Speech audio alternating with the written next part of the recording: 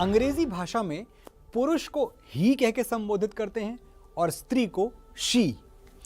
स्त्री के संदर्भ में ये जो ही के आगे एक एस लगाया जाता है, ये एक शॉर्ट फॉर्म है सुपीरियर के लिए।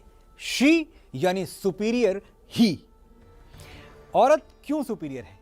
क्योंकि उसके बिना न जीवन की कल्पना की जा सकती है, न संसार की, और न ही संबंधों की।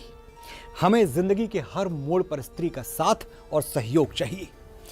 सृष्टि का चक्र अविरल चलाने के लिए मां चाहिए, राखी बांधने को बहन, कहानी सुनाने को दादी, जिद पूरी करने के लिए मौसी, मन का खाना खिलाने के लिए भाभी, और हमारी कमीज के टूटे हुए बटन से लेकर टूटे हुए आत्मविश्वास तक सबको जोड़ने के लिए पत्नी। नारी के ये जितने भी रूप मैंने आपको गिनवाए, इन सब का आरंभ होता है बेटी से। इसलिए पहले बेटियों को बचाना और फिर उनको पढ़ाना जरूरी है, हमारा और आपका परम कर्तव्य है। नमस्कार, मैं हूं मनोज मुंतशिर और आज भारत का युग में वो बात होगी जो साल के 12 महीने 365 दिन होनी चाहिए।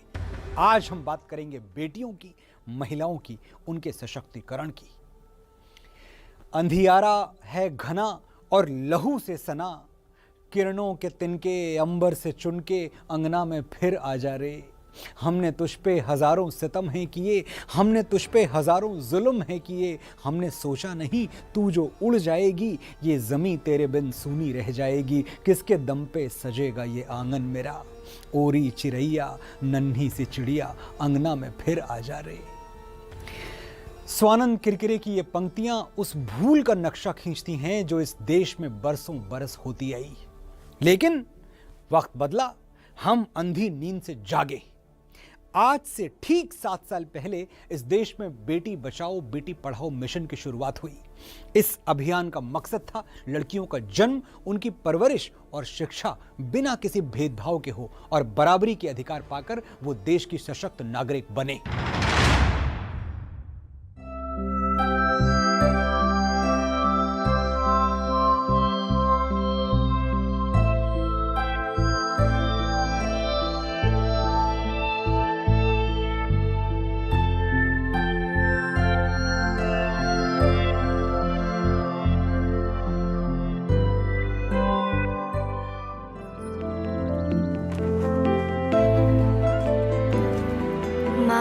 अगर मैं मेरा नाम शीतल से शेखर कर दूं, तो क्या तुम मुझे थोड़ा और पढ़ने दोगी?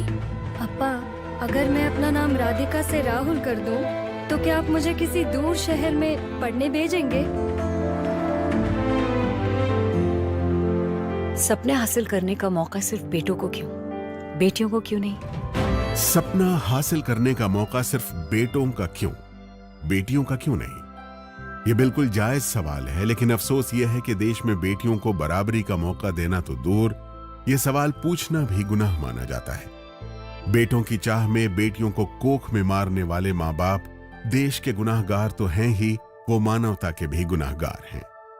लेकिन इस देश में ऐसे माता पिता भी हैं जिन्होंने बेटियों को पढ़ा लिखा कर काबिल बनाया और देश के निर्माण में बड़ी भूमिका निभाई। देश की पहली महिला प्रधानमंत्री इंदिरा गांधी, देश की पहली महिला राष्ट्रपति प्रतिभा पाटिल, गायिका लता मंगेशकर, माउंट एवरेस्ट पे चढ़ने वाली पहली भारतीय महिला बछेंद्री पाल, देश की पहली महिला आईपीएस ऑफिसर किरण बेदी, भारत से पहली मिस यूनिवर्स सुष्मिता सेन और ओलंपिक खेलों में मेडल जीतने वाली बॉक्सर मैरी कॉम, बैडमिंटन खिलाड़ी साइना नेहवाल देश की उन बेटियों की लिस्ट में शामिल हैं जिन्होंने पूरी दुनिया में भारत का नाम रोशन किया है। इनकी सफलता का बड़ा श्रेय इनके माता पिता को जाता है जिन्होंने इन्हें इस काबिल बनाया।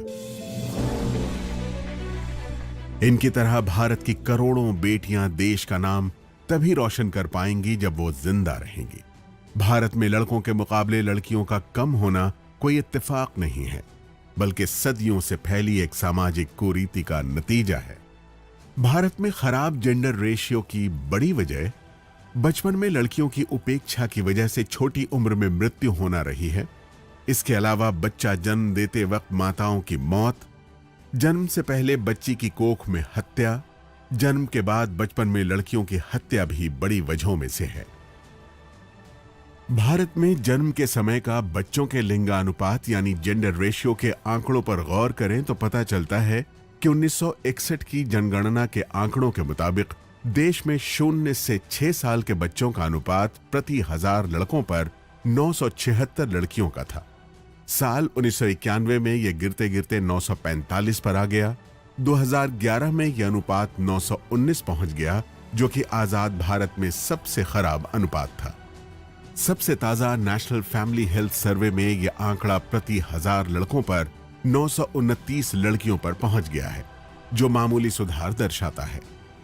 इसमें खास बात यह है कि कुल आबादी में लिंगानुपात शहरों के बजाय गांवों में बेहतर है। इस सुधार की एक बड़ी वजह है बेटी बचाओ बेटी पढ़ाओ अभियान।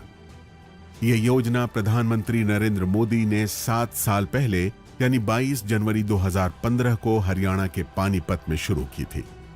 इस अभियान का मकसद देश में लड़कियों का जन्म, उनकी परवरिश बिना किसी भेदभाव के करने का है।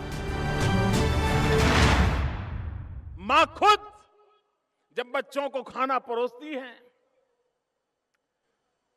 खिचड़ी परोसी गई हो और घी डाल रही हो, तो बेटे को तो 2 चम्मच घी डालती है और बेटी को 1 चम्मच घी डालती है।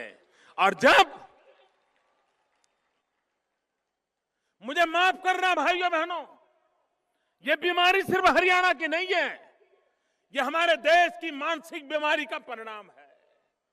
और बेटी को, अगर बेटी कहे कि ना मम्मी मुझे भी 2 चम्मच दे दो, तो मां कहते से डरती नहीं है, बोल देती है, अरे तुझे तो पराये घर जाना है, तुझे घी खा करके क्या करना है।